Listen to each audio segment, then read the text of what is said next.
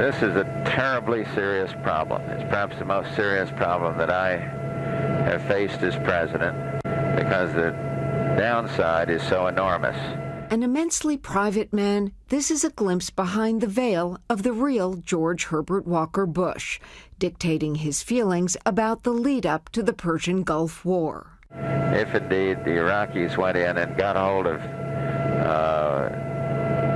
Saudi Arabia, and our objective then was to free Saudi Arabia, we'd really be involved in something that would have the magnitude of World War. In the end, Desert Storm was one of the highlights of his presidency.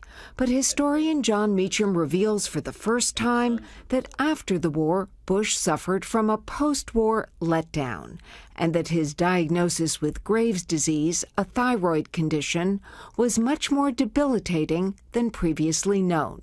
There's a second heart incident that you reveal that the public never knew about. That's right. It was late July 1992. His doctors had just shifted the thyroid medicine, trying to get him a little more energy. Remember in 1992 how he seemed to be out of it, out of touch. Part of that was the thyroid. Part of it was the fact that he was not firing on as many pistons as he had. They hadn't balanced the medication properly. Right, and which is a very hard thing to do. And in the third week of July 1992, he has another episode of fibrillation. It passes very briefly. It did not affect his fitness for office, but it unquestionably affected his mindset and the zeal with which he jumped into a campaign. People said about his reelection over and over again, doesn't look like he has his heart in it. Is it the health problems? His heart was in the race. His thyroid wasn't, I think. You think there was a serious connection between the Graves' disease, the thyroid, the lethargy, and how he was able to campaign? Medically, I don't know how you come to any other conclusion. Another insight, Meacham says the diaries provide a unique view into the frustrations and doubts that Bush wrestled with, including whether or not he really wanted to run for re-election.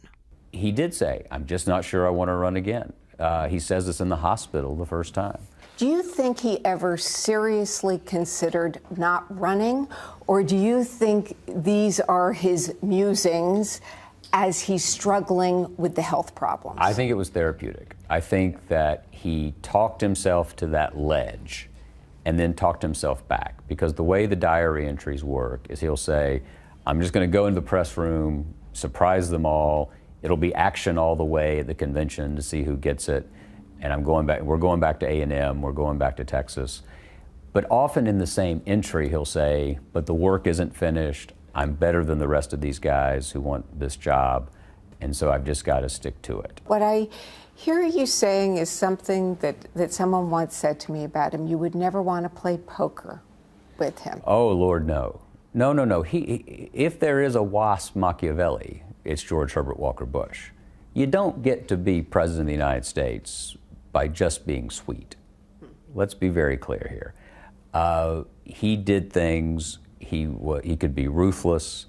He did it charmingly, and so often I think your pocket would be picked and you would be halfway down the road before you realized it. But this was a tough man, determined always to prove he was tough. And so the Bush code was always look ahead, always drive ahead. He told me that, sitting in his living room in Houston. He said, "My goal has always been to be number one, to be the captain of the team," that big left fist punching the air. These were the two parts of Bush that came together to create this incredibly complicated man. The competitor and the man devoted to serving others. What links it is that he knew he had to compete brilliantly to win the power to shape the lives of others.